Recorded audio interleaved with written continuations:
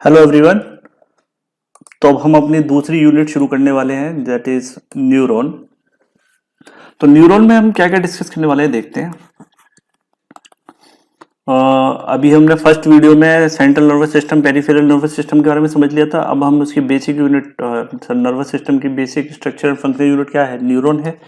तो उसके बारे में देखेंगे, उसका इंट्रोडक्शन देखेंगे, उसका क्लासिफिकेशन देखेंगे, स्ट्रक्चर के बारे में डिस्कस करेंगे। और न्यूरोट्रोफिन्स एक स्पेशल टॉपिक है जिसमें न्यूरोट्रोफिक फैक्टर्स होते हैं।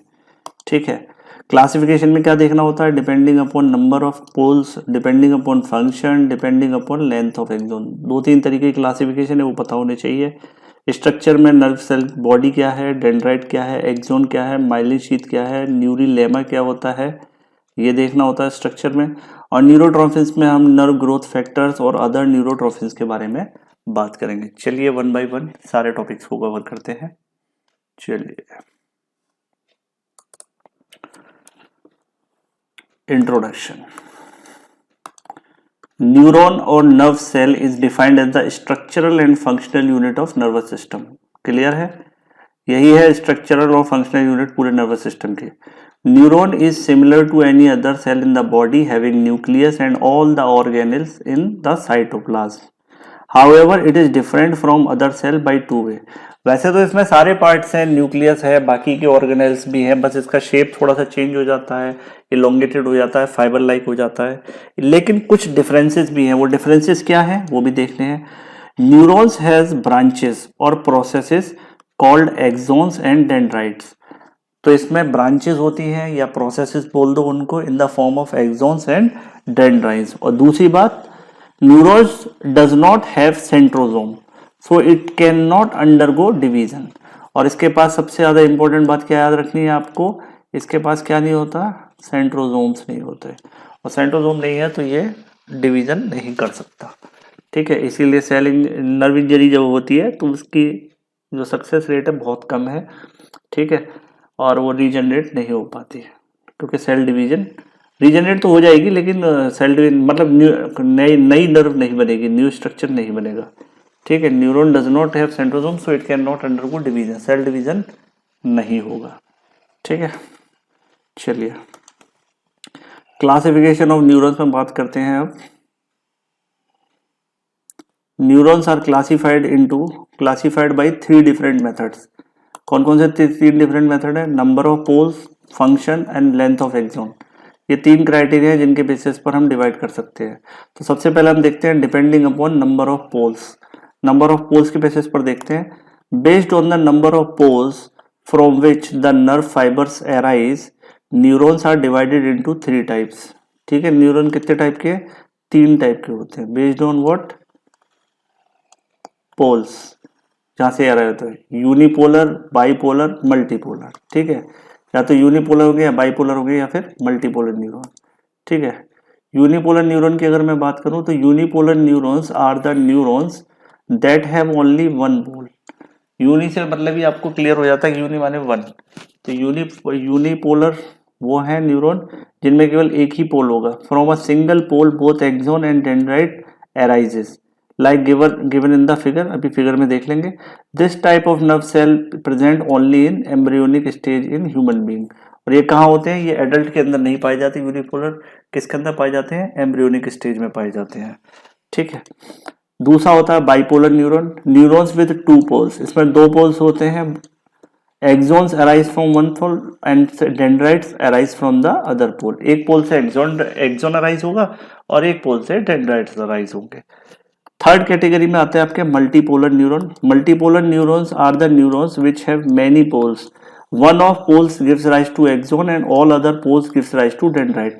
यानी एक पोल से तो एक्सोन निकलेगा और बाकी सभी से क्या निकलेंगे, डेंड्राइट्स निकलेंगे। अब देखिए यूनिपोलर न्यूरॉन के स्ट्रक्चर में देखिए, ये क्या है, सेल बॉडी। सेल बॉडी से इस एक ही जगह से ओरिजिन हो रहा है। देखो एक तरफ क्या हो गए, डेंड्राइट, और दूसरी तरफ क्या हो गए, एक्सोन। लेकिन ये कहाँ देखने को मिलेगा हमें, ये अरेंजमेंट एम्ब्रियोनिक स्टेज में। ठीक है, बाइपोलर न्यूरॉन क्या है, बाइपोलर न्यूरॉन में ये है कि एक पोल से एक्सोन निकलेंगे और एक पोल से डेंड्रॉन्स।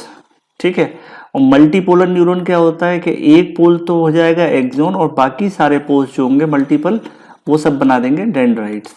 तो मैक्सिमम एडल्ट के केस में, एडल्ट ह्यूमन बीइंग के केस में कौन से मिलेंगे आपको? मल्टीपोलर न्यूरॉन्स ज्यादा मिलेंगे, ठीक है। बाइपोलर न्यूरॉन्स आपका इसमें मिलेगा, सेंसरी नर्व मिलेगा, वो भी हम पढ़ेंगे आगे। सेंसरी नर्व के केस में बाइपोलर न्यूरॉन्स मिलते हैं, ठीक है।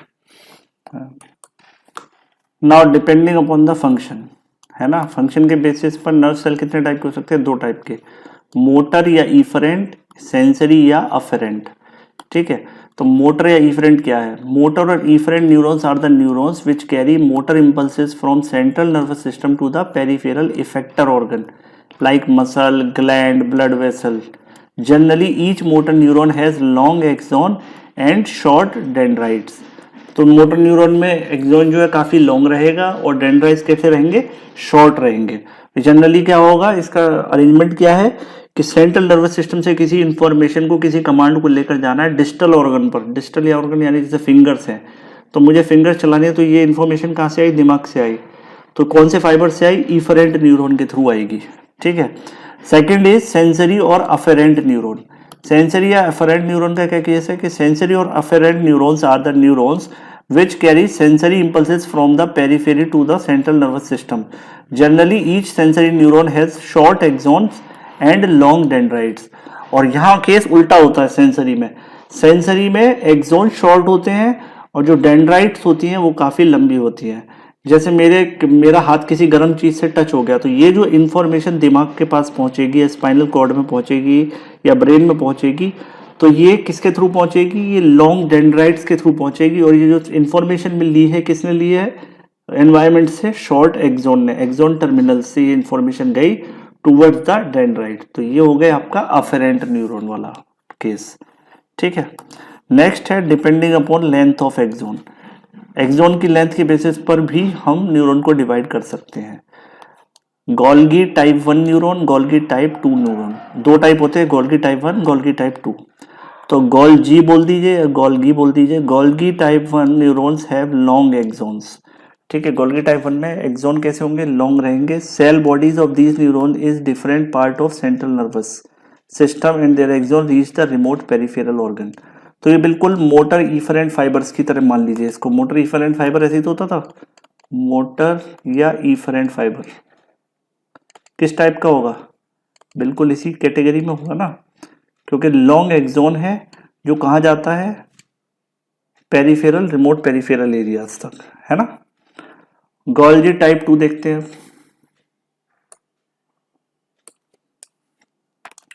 Golgi type 2 neurons have short axons. These neurons are present in cerebral cortex and spinal cord. तो ये कहां पर होंगे? शॉर्ट एक्सोन इनके पास होंगे। तो शॉर्ट एक्सोन किसके पास थे? शॉर्ट एक्सोन किसके पास थे हमारे? जनरली अगर इस कैटेगरी में मैं रखूं टाइप 2, तो शॉर्ट एक्सोन जिसके पास होगा वो किस में आ जाएगा आपका? गोल्जी टाइप 2 न्यूरॉन्स में, एक्सोन जिसका शॉर्ट होगा, और डेंड्राइट्स लॉन्ग होंगे, ठीक है। चलिए अब बात करते हैं स्ट्रक्चर ऑफ न्यूरॉन की। न्यूरॉन के स्ट्रक्चर में क्या है? It is made up of 3 part. Nerve cell body, ये हमने दे रखी है, नर्व सेल बॉडी डायग्राम में देख सकते हैं आप। डेंड्राइट, ये देखिए डेंड्राइट दे रखे हैं, येलो कलर से बना रहा हूं मैं, ठीक है। डेंड्राइट, और ये हो गए आपके एक्सोन, ये हो गया एक्सोन। तो 3 पार्टी होते हैं, ठीक है। Nerve cell body, dendrite and axon. Dendrite and axons forms the processes of the neurons. ये दोनों मिलकर क्या कहलाते हैं? Processes of neurons. Dendrites are short processes and axons are long processes. Dendrites and axons are usually called nerve fibers. और इन्हीं को हम, चाहे वो एक्सोन हो चाहे वो काफ़ी सारे डेंड्राइट्स हों, डिपेंड करता है कि अगर वो लेंथ में बहुत ज़्यादा है तो हम उन फाइबरस फॉर्म में तो उनको नर्व फाइबर बोलते हैं। तो नर्व फाइबर कैटेगरी में दोनों आ जाते हैं, डेंड्राइट्स भी और एक्सोन भी, ठीक है। तो फर्स्ट डिस्कस करते हैं नर्व सेल बॉडी के बारे में, समझते हैं क्या क्या होता है। Nerve cell body is also known as soma और पेरिकैरियन। इसको सोमा भी कहते हैं और पेरिकैरियन भी कहते हैं। It is irregular in shape, जैसा हमें देख सकते हैं इस डायग्राम में। It is irregular in shape. Like any other cell, it is constituted by mass of cytoplasm that is called neuroplasm, यहाँ पे क्या बोलेंगे उसको, neuroplasm which is covered by cell membrane, और इसके आसपास क्या होगा, सेल मेम्ब्रेन। तो cytoplasm contain large nucleus, large nucleus है, सेंटर में दिख भी रहा है आपको सब में, सारे डायग्राम्स में। यहाँ पे देखिए मैं इसको कलर कर देता हूँ ब्लू कलर से, ये देखिए न्यूक्लियस न्यूक्लियस न्यूक्लियस है ना, large nucleus, Nissl bodies, neurofibrils, mitochondria and Golgi apparatus. The Nissl body and neurofibrils are found only in the nerve cell and not in the other cell। तो ये पेकुलरिटी हो गई Nisal bodies और न्यूरोफिब्रिल, जो केवल और केवल नर्व फाइबर में या न्यूरॉन में मिलते हैं, बाकी और किसी सेल में नहीं मिलते। अब बात करते हैं न्यूक्लियस की। तो each neuron has one nucleus which is centrally place in the nerve cell body. Nucleus has one or two prominent nucleoli, एक और दो न्यूक्लियोलाई हो सकते हैं। Nucleus does not contain centrosome, it does not contain centrosome, और centrosome नहीं है, इस वजह से क्या होगा, so the nerve cell can not multiply like other cell. तो जो नर्व सेल है वो मल्टीप्लाई नहीं कर सकते, डिवाइड नहीं कर सकते अदर सेल्स की वजह से, लेकिन रीजनरेट हो सकते हैं, ये लाइन याद रखना है ना, रीजनरेट हो सकता है। ठीक है, नेक्स्ट निसल बॉडीज क्या है, जो केवल और केवल किसकी फीचर है, नर्व सेल की या न्यूरॉन की।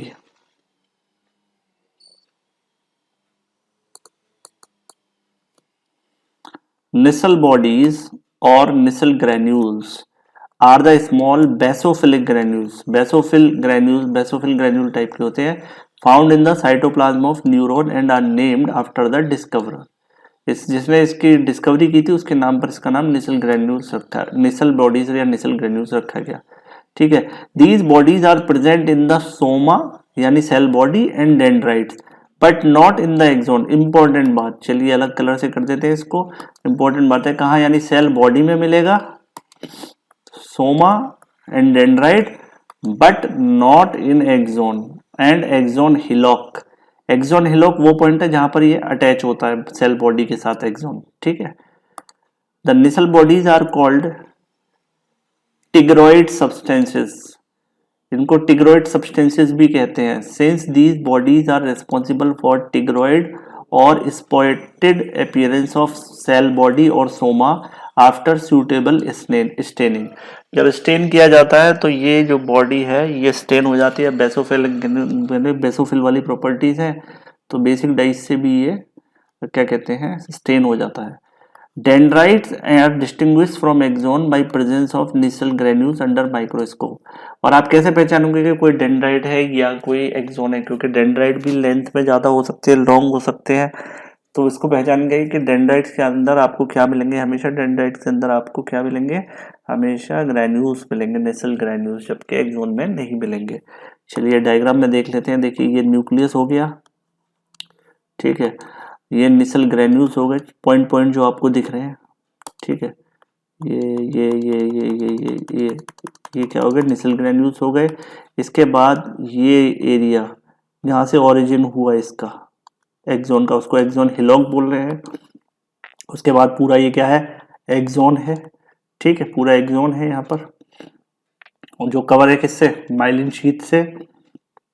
बाकी ये जो सारी प्रोसेसेस हैं इनको क्या बोलते हैं, डेंड्राइट्स। और ये जो सेंट्रल एरिया है दैट इज बॉडी और सोमा। तो ये हो गया हमारा स्ट्रक्चर ऑफ न्यूरॉन। इस डायग्राम में हमें क्लियर हो गए सारे मेन पॉइंट। अब देखते हैं नेक्स्ट, ये निसल बॉडीज जो है इनके बारे में एक पॉइंट ये है, Nissl bodies are membranous organelles. कैसे हैं, membranous organelle, membrane bound organelle, इनके आसपास मेम्ब्रेन होती है, containing ribosomes. So these bodies are concern with the synthesis of protein in the neuron. तो निसल बॉडी क्या करेंगी, प्रोटीन सिंथेसिस कराएंगे। Protein formed in the soma are transported to the axon by axonal flow. और किस तरीके से जाता है एक्सोन में, एक्सोनल फ्लो की वजह से। ठीक है, number of Nissl bodies varies with condition of the nerve. During fatigue और injury of the neuron these bodies fragments and disappear by the process called chromatolysis. ठीक है, क्रोमेटोलाइसिस की प्रोसेस के थ्रू ये जो बॉडीज हैं, बॉडीज के फ्रेगमेंट हैं, वो डिसअपीयर हो जाते हैं। Granules reappear after recovery from the fatigue और after regeneration of nerve fibre.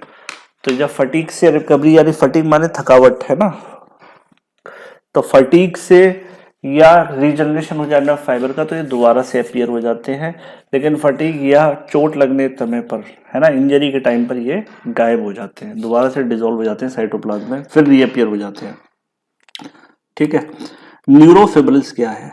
तो neurofibrils are thread like structure present in the form of network in the soma. The nerve processes and the nerve processes. Presence of neurofibril is another characteristic feature of the neuron. The neurofibril consists of microfilaments and microtubules. तो जैसे अपने normal cell में microfilament और microtubules होते हैं, उसी तरीके से यहाँ पर ये न्यूरोफिब्रिल्स होते हैं, जो इसका नेटवर्क लाइक स्ट्रक्चर होते हैं साइटोप्लाज्म के अंदर। ठीक है। Mitochondria present in soma and in the axons. As in other cells, here also mitochondria form the powerhouse of the nerve cell where ATP is produced. ठीक है। तो ये हमने कहाँ पढ़ा था? चैप्टर 1 में, जनरल चैप्टर जो था सेल, है ना, जनरल फिजियोलॉजी, वहाँ पर ही हम पढ़ चुके हैं कि माइटोकॉन्ड्रिया क्या करता है। Next is Golgi apparatus. Golgi apparatus in nerve cell is similar to that of other cell. It is concerned with the processing and packaging of protein into the granules. तो Golgi apparatus का function भी हम पहले पढ़ चुके हैं chapter 1 general physiology में। ठीक है। तो ये सब ज़्यादा डिस्कस करने की जरूरत नहीं है कि गोल्जी apparatus के क्या काम है, माइटोकॉन्ड्रिया क्या है। बायोलॉजी जब आपने लिए तो ये तो बेसिक्स आपको पता ही है सारे।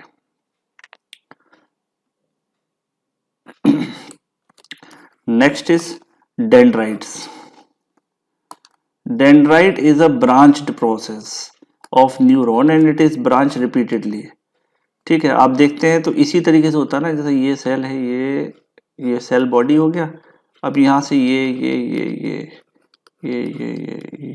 ऐसे करके ब्रांचेस हो रखी है ना, रिपीटेड ब्रांचेस। तो ये कैसी प्रोसेस? ब्रांच प्रोसेस है। डेंड्राइट्स में बी प्रेजेंट और absent. If present, it may be one or many in numbers. Dendrites and Nissil granules and neurofibrils. Dendrite transmit impulse towards the cell body and usually dendrites is shorter than axon.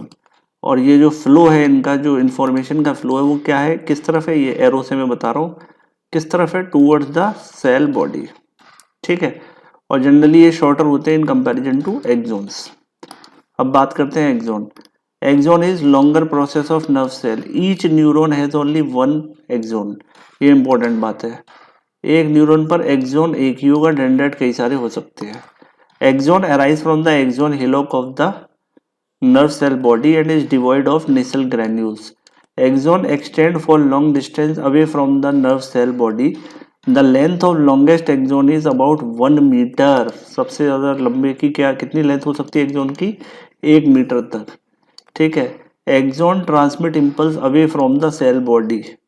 ठीक है। तो यहाँ से कहाँ लेकर जाएगा ये मान लीजिए आपका वो है एक्सोन, तो ये towards the axon, away from the axon. तो ये नर्व सेल बॉडी से दूर लेकर जाएगा इम्पल्सेस को, यानी डेंड्राइट इंफॉर्मेशन को लेकर आएंगे, है ना, और ये इससे दूर लेकर जाएगा। नेक्स्ट देखते हैं ऑर्गेनाइजेशन ऑफ नर्व। नर्व कैसे ऑर्गेनाइज रहती है? तो each nerve is form by many bundles और groups of nerve fibres. Each bundle of nerve fibre is called fasciculus. ठीक है। एक बंडल को हम क्या बोलते हैं? फेसिकुलस। जैसा हमें क्रॉस सेक्शन ऑफ नर्व में दिख रहा है ना, इस डायग्राम में देखिए क्रॉस सेक्शन में ये पूरी की पूरी, ये जो ब्राउन कलर से है, ये जो लाइनिंग है, ये पूरी की पूरी क्या है? ये पूरी की पूरी एक नर्व है। ठीक है। ठीक है। इस नर्व के अंदर 1 2 3 4 5 6 7, ये 7 फेसिकुलस हैं या कह लो बंडल हैं। और हर एक फेसिकुलस के अंदर या हर एक बंडल के अंदर ये जो है, ये हर एक फेसिकुलस के अंदर, ये आप देख सकते हो यहाँ पर पिंक कलर से जो मैंने बनाया है, ये आपके नर्व फाइबर हैं। तो काफी सारे नर्व फाइबर मिलकर बनाते हैं फेसिकुलस। काफी सारे फेसिकुलस मिलकर बनाते हैं एक नर्व, और उस नर्व को हम क्रेनियल नर्व भी बोल सकते हैं, स्पाइनल नर्व भी बोल सकते हैं, और जिस रीजन की होगी उसका उस हिसाब से नेमिंग हो जाएगी नर्व की। ठीक है।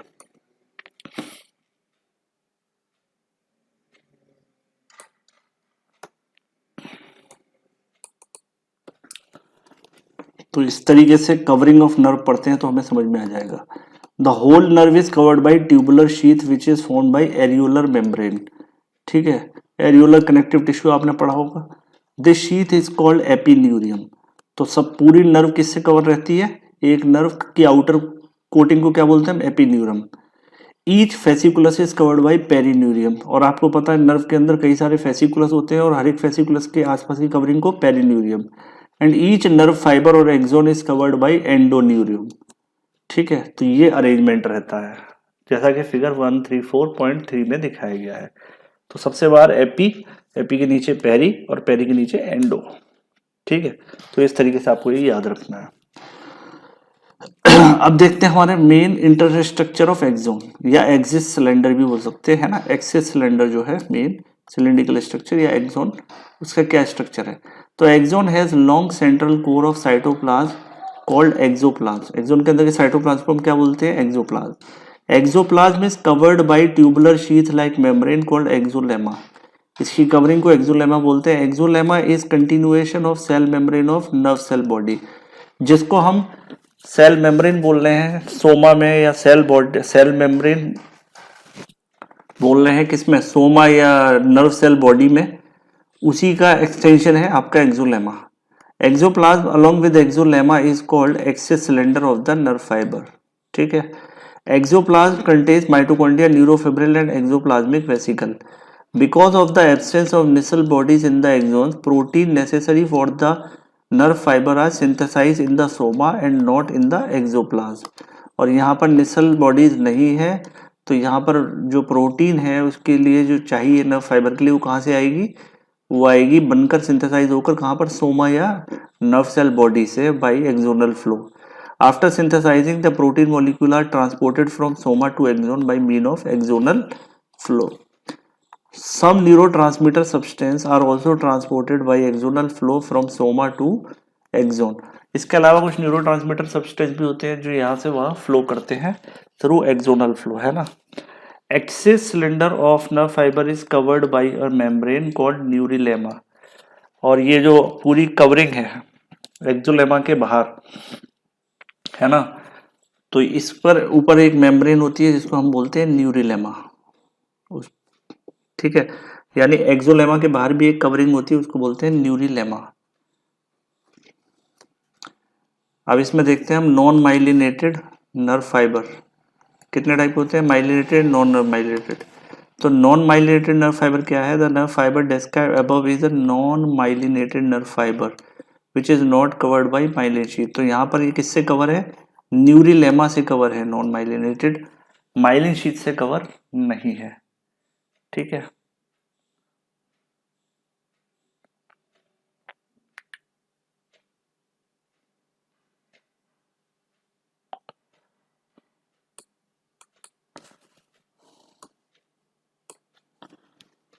जबकि माइलिन नर्व फाइबर जो है, the nerve fibre which is insulated by myelin sheath is called myelinated nerve fibre. जिसके ऊपर माइलिन शीथ है उसको हम बोलेंगे क्या कहते हैं, माइलिनेटेड नर्व फाइबर। तो फिगर में देख लेते हैं कि माइलिनेटेड और नॉन माइलिनेटेड क्या है।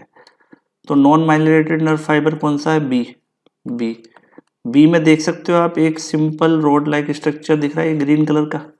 ठीक है, हटा देता हूँ, ये जो स्ट्रक्चर है, ग्रीन छोड़िए, इसको येलो से बना देते हैं। ये जो येलो कलर का स्ट्रक्चर है, इस पर आप अगर ध्यान से देखें तो सबसे इस पे एक्सोन है ना। तो एक्सोन के ऊपर क्या होगा, एक्सोलेमा होगी। फिर इसके ऊपर ये जो ब्लैक कलर की पट्टी दिख रही है, इस एक्सोलेमा के ऊपर क्या होगा, न्यूरिलेमा होगी, है ना। और अंदर एक्सोलेमा के अंदर क्या भरा होगा, येलो कलर का एक्सोप्लाज्म भरा होगा। तो ये तीन स्ट्रक्चर आपको दोनों में मिलेंगे, माइलिनेटेड में और नॉन माइलिनेटेड में। ठीक है, लेकिन माइलिनेटेड में आपको और क्या मिलेगा, आप देख सकते हो बीच बीच में ये क्या कहते हैं, इसके ऊपर एक्सोप्लाज्म, ये न्यूरिलेमा के ऊपर दिख रहा है आपको, ये ब्लैक कलर की जो डायरेक्ट न्यूरिलेमा है। अब इसके बीच में यहाँ पर ये कुछ सिलेंड्रिकल स्ट्रक्चर आ गया ये, ठीक है, दैट इज माइलिन शीथ। ठीक है, ये माइलिन शीथ है जो पिंक कलर से मैंने बनाया है, और माइलिन शीथ है। और यहाँ पर माइलिन शीथ का ओरिजिन किससे हुआ है, श्वान सेल से, तो उसका न्यूक्लियस है ये। एक न्यूक्लियस होगा पूरा उसमें, और माइलिन शीथ कहीं कहीं पर मिसिंग है, केवल वहां पर क्या मिलेगा, न्यूरीलेमा, ब्लैक कलर का क्या मिल रहा है, न्यूरीलेमा। उस पॉइंट को बोलते हैं हम नोड्स ऑफ रेनवियर, उसको बोलते हैं हम नोड्स ऑफ रेनवियर। तो यानी एक्सोलेमा, न्यूरीलेमा और एक्सोप्लाज्म दोनों में सेम है। लेकिन अगर मैं बात करूं माइलिन शीथ की, तो माइलिन शीथ की डिफरेंस जो है और श्वान सेल या नोड्स ऑफ रेनवियर कहाँ मिलेगा, केवल और केवल मुझे माइलिनेटेड में। अब देखते हैं माइलिन शीथ क्या है। तो myelin sheath is a thick lipoprotein, thick lipoprotein है ना, lipid plus protein sheath that insulated the myelin nerve fiber. The myelin sheath is not a continuous sheath, it is absent at regular intervals.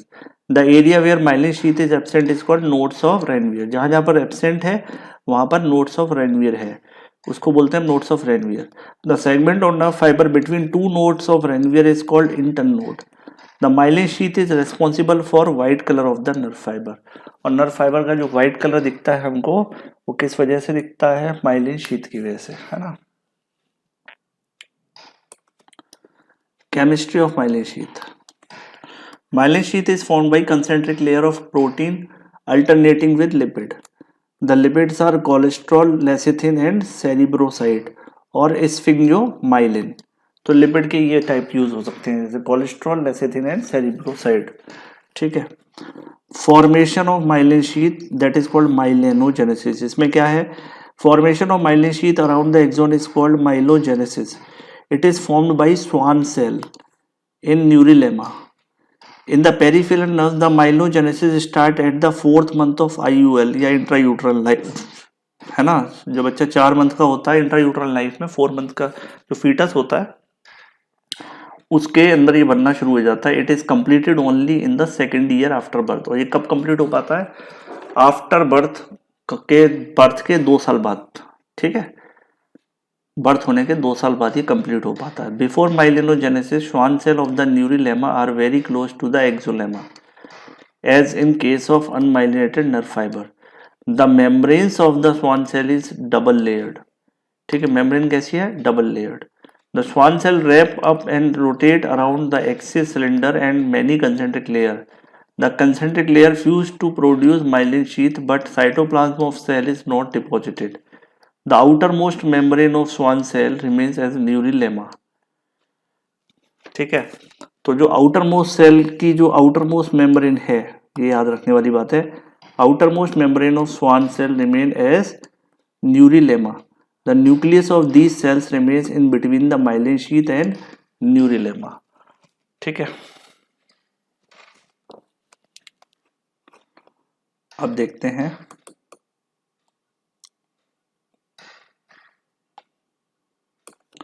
Functions of myelin sheath. Faster conduction, insulating capacity. ठीक है, faster conduction, insulating capacity. चलिए देखते हैं। Myelin sheath is responsible for faster conduction of impulse through the nerve fibre. In myelinated nerve fibre the impulse jump from one node to another node. This type of transmission of impulse is called saltatory conduction. तो myelin sheath से क्या होता है, saltatory conduction हो सकता है, fast conduction हो सकता है। Insulating capacity. Myelin sheath is highly insulating capacity. Because of this quality, myelin sheath restrict the nerve impulse within the single nerve fiber and prevent the stimulation of neighboring nerve fiber. और ये एक good insulator की तरह भी काम करता है, जिससे कि इंफॉर्मेशन इधर उधर गड़बड़ी ना हो जाए, किसी दूसरे फाइबर में पास ना हो जाए। ठीक है, नेक्स्ट इज न्यूरीलेमा। अगला क्या है हमारा, न्यूरीलेमा। तो neurilemma is a thin membrane which surrounds the axis cylinder. किसको सराउंड, इस मेम्ब्रेन है जो एक्सिस सिलेंडर को कवर करती है। It is also called neurilemmal sheath और sheath of Schwann. Schwann sheath भी बोलते हैं और न्यूरीलेमल शीथ भी बोलते हैं। It contain Schwann cells which have flattened and elongated nuclei.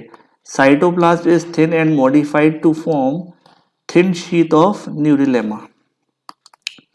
One nucleus is present in each internode of the axon. Nucleus is situated between the myelin sheath and the neurilemma.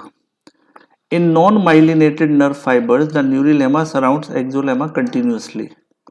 ठीक है, non myelinated के case में जो neurilemma है वो axolemma को continuously cover रखती है, जबकि in myelinated nerve fibre it covers the myelin sheath at the nodes of Ranvier where myelin sheath is absent, neurilemma invaginates and runs to exolemma in form of finger-like process. ठीक है, तो इसमें ये चीज आपको समझनी है कि जो माइलिनेटेड नर्व फाइबर होता है इसको ये कवर करता है माइलिन शीथ, है ना। At the nodes of Ranvier, जहां पर कि माइलिन शीथ एब्सेंट है, neurilemma invaginates and runs up to the axolemma in the form of finger like projection process. ठीक है, तो आप इस तरीके से कहते हैं कि यहाँ पर ये है आपके एक्सोलेमा और एक्सोलेमा के ऊपर आपका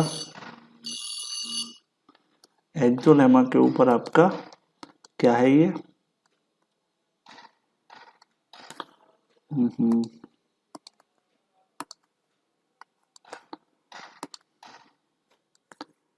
एक्सोलेमा के ऊपर ये आपका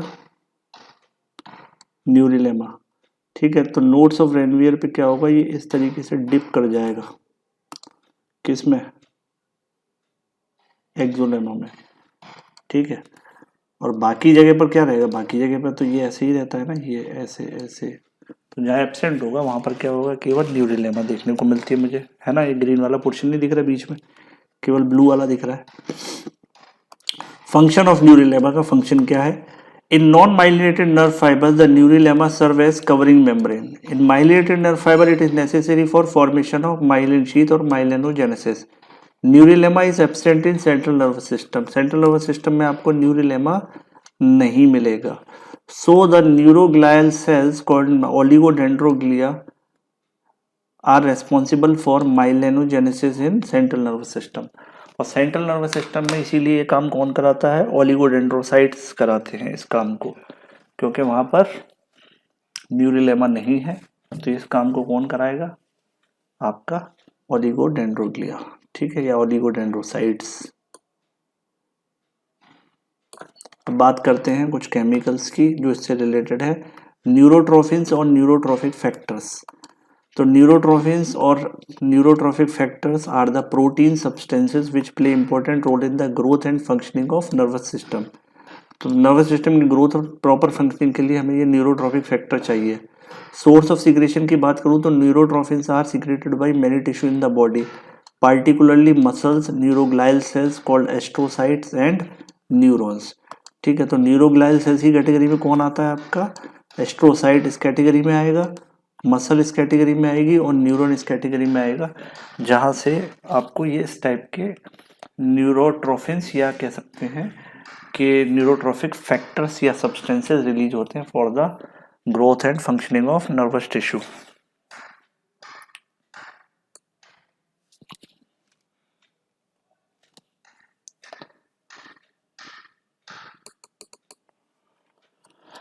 फंक्शंस ऑफ न्यूरोट्रोफिन। न्यूरोट्रोफिन के फंक्शन क्या है, it facilitate initial growth and development of nerve cells in central and peripheral nervous system. पहले बात तो ये इसकी ग्रोथ और डेवलपमेंट कराएगा नर्व सेल्स की, है ना। It promote survival and repair of nerve cell, उनके सर्वाइवल और रिपेयर को इंश्योर करता है। Play important role in the maintenance of nervous tissue and neural transmission, और नर्वस टिश्यू या न्यूरल ट्रांसमिशन के मेंटेनेंस का काम भी यही करते हैं न्यूरोट्रोफिन्स।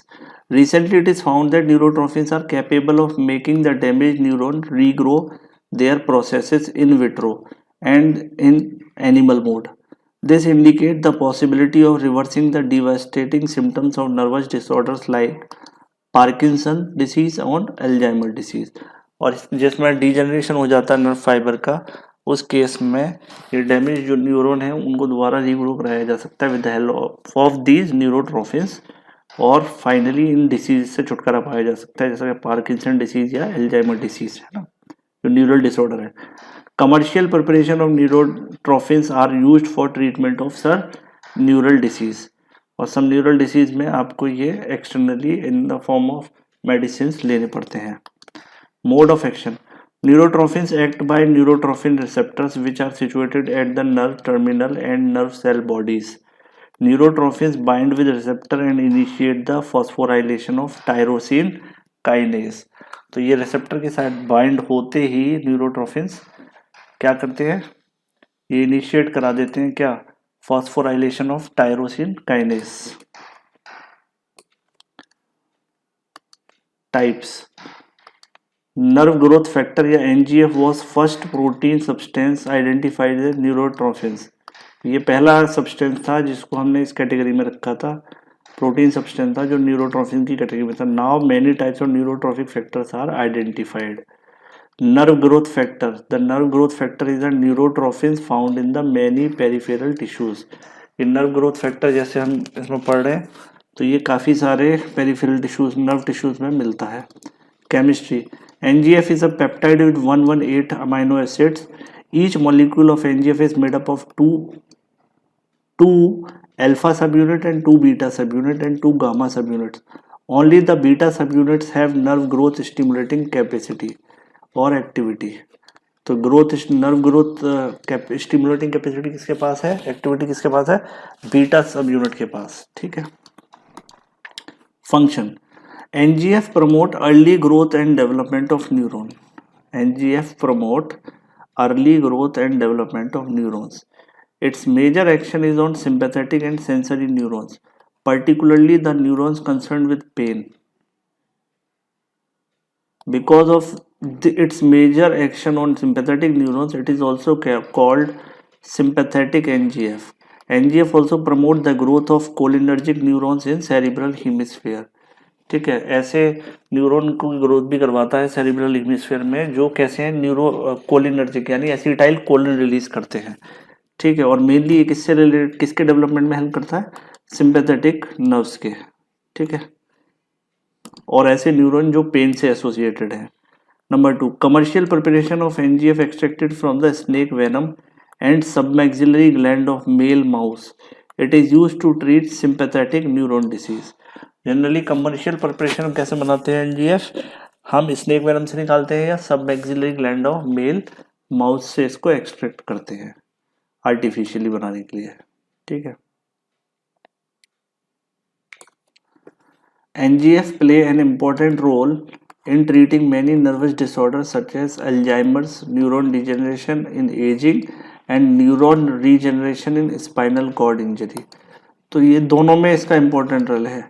ठीक है, डिजेनरेशन में, एल्जाइमर डिसीज न्यूरॉन डिजेनरेशन को ठीक करने में जो कि एजिंग के साथ होता है, और न्यूरॉन रीजनरेशन, अगर स्पाइनल कॉर्ड में कोई इंजरी हो जाए तो वहाँ पर जो न्यूरॉन्स हैं उनको रीजनरेट करने में हेल्प करता है। अदर न्यूरोट्रोफिन्स, इसके अलावा एनजीएफ के अलावा कुछ अदर न्यूरोट्रोफिन्स भी है, वो भी आपको पता होने चाहिए, जैसे brain derived neurotrophic factor, brain derived neurotrophic growth factor. ये क्या है, तो BDGF was first discovered in the brain of pig। Pig के ब्रेन में सबसे पहले मिला था। Now it is found in human brain and human sperm also. तो ह्यूमन ब्रेन में भी मिलता है ये फैक्टर और ह्यूमन स्पर्म में भी मिलता है। BDGF promote the survival of sensory and motor neuron arising from the embryonic neural crest। It also protects the sensory neuron in peripheral nervous system and motor neurons of pyramidal system। It enhances the growth of cholinergic, dopaminergic and optic nerves। It is suggested that BDGF may regulate synaptic transmission। The commercial preparation is used to treat the motor neuron disease। किसमें काम आता है ये, motor neuron disease के treatment में इसका commercial preparation किया जाता है, इस फैक्टर का, इस न्यूरोट्रोफिन्स का, brain drive neurotrophic growth factor का। तो ये बेसिकली सर्वाइवल के लिए रिक्वायर्ड है, किसके, sensory as well as motor. तो मोटर डिसीज में जनरली ये आपको, मोटर न्यूरॉन डिसीज में इसको यूज करते हैं हम। Next is ciliary neurotrophic factor या CNTF।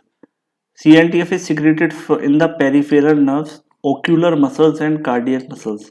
It protect neurons of ciliary ganglion and motor neuron। तो ये ciliary ganglion के न्यूरॉन्स को न्यूट्रिशन प्रोवाइड करता है, आप एक तरीके से ऐसे याद कर सकते हैं। Glial cell line derived neurotrophic factor यानी GNDF। ठीक है, GNDF is found in neuroglial cells। It has a potent protective action on dopaminergic neurons। It is used to treatment of Parkinson disease। तो इनका एक्शन किस पर रहता है, इस वाले केमिकल का, ये किसके लिए चाहिए हमें, डोपामिनर्जिक न्यूरॉन्स के लिए चाहिए। ठीक है, protective action on dopaminergic neurons.